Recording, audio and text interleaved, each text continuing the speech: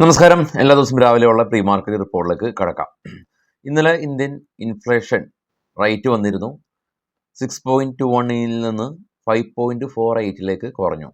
അപ്പോൾ ഇൻഫ്ലേഷൻ കുറഞ്ഞാൽ മാത്രമാണ് RBI റേറ്റ് കട്ട് ഉണ്ടാകുകയുള്ളൂ എന്നുള്ളൊരു പ്രസ്താവന ഉണ്ടായിരുന്നു. അപ്പോൾ ഇന്ത്യയുടെ ഇൻട്രസ്റ്റ് റേറ്റ് കട്ടുകൾക്ക് പ്രതീക്ഷകൾ നൽകുന്നുണ്ട്. എങ്കിലും FMCG സ്റ്റോക്കുകളുടെ ഡിമാൻഡ് അല്ലെങ്കിൽ ആ സ്റ്റോക്കുകളുടെ ആ കമ്പനികളുടെ വളർച്ച കുറവായിരിക്കും. ഡിമാൻഡ് കുറവ് കാരണം എന്നുള്ള മൾട്ടിപ്പിൾ ആയിട്ടുള്ള ഗോദ്രേജും ബ്രിട്ടാനിയ ഉൾപ്പെടെയുള്ള കമ്പനീസിൻ്റെ പ്രസ്താവനകൾ മാർക്കറ്റിന് ചെറിയ രീതിയിലൊരു ക്ഷീണം വരുത്തിയിട്ടുണ്ട്.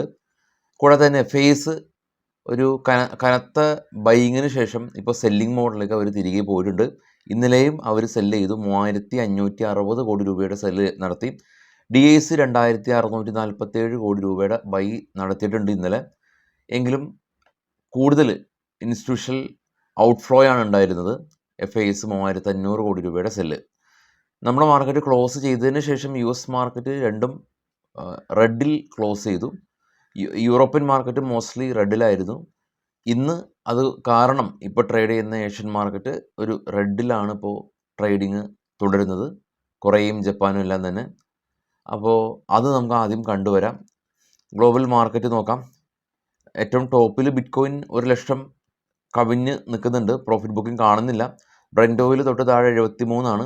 തൊട്ട് താഴെ gold $2,681 per ounce. India Vicks ഇന്നലെ 13.21ലാണ് ക്ലോസ് നടത്തിയത്. ഇപ്പോൾ ട്രേഡ് ചെയ്യുന്ന ഡോ ഫ്യൂച്ചർ നെഗറ്റീവാണ്. നിക്കി ജപ്പാൻ മാർക്കറ്റ് 293 പോയിൻ്റ് ഇടിവ്. ഓസ്ട്രേലിയ 54 പോയിൻ്റ് ഇടിവ്. കൊറിയ ഏകദേശം ഒരു 0.5% ഇടിവ്. ചൈന പോസിറ്റീവാണ്. UK, ഫ്രാൻസ്, ജർമ്മൻ മാർക്കറ്റുകൾ മിക്സ്ഡ് ആയിരുന്നു. കൂടാതെ ഏറ്റവും താഴെ കാണാൻ ഡോയും നാസ്ഡാക്കും റെഡിലടച്ചു. ഡോ തുടർച്ചയായി രണ്ടാമത്തെ ദിവസം ഇടിഞ്ഞു. നാസ്ഡാക്ക് ഓൾ ടൈം ഹൈ അടിച്ചതിന് ശേഷം ഇന്നലെ റെഡിൽ ക്ലോസ് ചെയ്തു. US മാർക്കറ്റിൽ ലിസ്റ്റ് ചെയ്ത ഇന്ത്യൻ കമ്പനികളിൽ HDFC ഒരു 1.2% ഒരു ഇടിവ് ഉണ്ടാക്കിയിട്ടുണ്ട്. റിലയൻസും GDRൽ 1.6% ഒരു ഫോള് ഉണ്ടാക്കിയിട്ടുണ്ട്. സ്റ്റോക്കുകളുടെ വാർത്തകളിലേക്ക് നമുക്ക് പോകാം. ഇന്ന് സെൻസെക്സിൻ്റെ ഒക്കെ എക്സ്പയറിയാണ്. ആളുകൾ കൂടുതലൊക്കെ ആയിട്ട് ഇനിയിപ്പോൾ സെൻസെക്സ് ഒക്കെ വീക്കിലി അടിസ്ഥാനത്തിലൊക്കെ ട്രേഡ് ചെയ്യാൻ തുടരുന്നുണ്ട്. ഒരു കാര്യമാണ് ശ്രദ്ധിക്കേണ്ടത്. ഇപ്പോൾ ഇന്നലെ നിങ്ങൾ സെൻസെക്സ് എടുത്തിരുന്നെങ്കിൽ ഇന്ന് വലിയ തോതിലുള്ള മാർജിൻ റിക്വയർമെൻറ്റ് അഡീഷണൽ എക്സ്പയറിയിൽ ചോദിക്കും. ഇന്നലെ നിഫ്റ്റിയിൽ ചോദിച്ച പോലെ തന്നെ. അപ്പോൾ അതൊരു വലിയ ഒരു ചലഞ്ചാണ് ട്രേഡേഴ്സിന്. കാരണം നമ്മുടെ കയ്യിൽ ബാലൻസ് ഇല്ല എങ്കിൽ അത് ചോദിക്കുന്ന മാർജിൻ റിക്വയർമെൻറ്റ് ഭീകരമാണ്. അത്രയും ഫണ്ട് നമുക്ക് അലോക്കേറ്റ് ചെയ്യാൻ ബുദ്ധിമുട്ടാണ്. അതുകൊണ്ട് തന്നെ ഈ ഒരു എക്സ്പയറി ഡേയുടെ അന്ന് പർട്ടിക്കുലർ ഇൻഡെക്സ് ഹോൾഡ് ചെയ്യുന്നത് ഒന്ന് ചിന്തിച്ചിട്ട് വേണം ഹോൾഡ് ചെയ്യാൻ. സ്റ്റോക്കുകളുടെ വാർത്തകളൊക്കെ വരുമ്പോൾ ആദ്യം ഉള്ളത് ടാറ്റ മോട്ടോഴ്സാണ്. ഇവരുടെ കൊമേഴ്ഷ്യൽ വാഹനങ്ങളിലെല്ലാം തന്നെ വില വർദ്ധിപ്പിക്കുന്നുണ്ട് 2% ജാനുവരി 25 മുതൽ.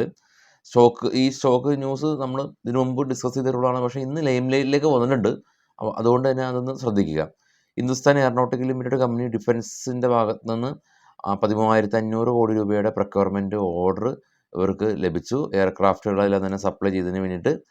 സൊമാറ്റോ കമ്പനി GST കൗൺസിലിൻ്റെ ഭാഗത്തു നിന്ന് 803 കോടി രൂപയുടെ GST ടാക്സ് ഡിമാൻഡ് അവർക്ക് ലഭിച്ചിട്ടുണ്ട്, പെനാൽറ്റി അടക്കം. ഗ്രീൻ പ്ലേ ഇൻഡസ്ട്രീസ് കമ്പനി ഇവരുടെ മാനുഫാക്ചറിങ് ഫെസിലിറ്റി വഡോദരയിൽ ഉള്ള MDF പ്ലാന്റ് അത് ബ്രേക്ക് ഡൗൺ കാരണം അതിൻ്റെ പ്രവർത്തനം താൽക്കാലികമായിട്ട് നിർത്തിയെന്ന് അറിയിച്ചിട്ടുണ്ട്. GNA ആക്സൽ കമ്പനി ഇവരുടെ roof top solar power plant ഉദ്ഘാടനം നടത്തി. JK tyre company $30 million loan ഇവർക്ക് അപ്രൂവ് ആയിട്ടുണ്ട്. അപ്പോൾ ഇവരുടെ മധ്യപ്രദേശിലുള്ള പ്ലാന്റിൻ്റെ വിപുലീകരണം ഇതുവഴി നടക്കുമെന്ന് കമ്പനി പറഞ്ഞു. CRM സിൽക്ക് കമ്പനി ഇവർ പെർഫ്യൂം ബിസിനസ്സിലേക്ക് തുടങ്ങി വെച്ചു. ഇറ്റലിയുടെ പ്രധാന ബ്രാൻഡായിട്ടുള്ള കാഡിനിയാണ് ആദ്യത്തെ ഇവരുടെ പെർഫ്യൂം ബിസിനസ്സിൻ്റെ തുടക്കം കുറിക്കുന്നത്. യെസ് ബാങ്കിനെ സംബന്ധിച്ചുള്ള ന്യൂസ് ഉള്ളത്, യെസ് ബാങ്കിൻ്റെ RBI യെസ് ബാങ്കിൻ്റെ എക്സിക്യൂട്ടീവ് ഡയറക്ടറായിട്ട് മിസ്റ്റർ മനീഷ് ജെയിനെ അപ്പോയിൻറ്റ് ചെയ്യാനായിട്ടുള്ള അപ്രൂവൽ കൊടുത്തു. JR ഇൻഫ്ര കമ്പനി കർണാടകയുടെ ഭാഗത്തു നിന്ന് 107 കോടി രൂപയുടെ ഒരു ട്രാൻസ്മിഷൻ പ്രൊജക്റ്റ് ലഭിച്ചു.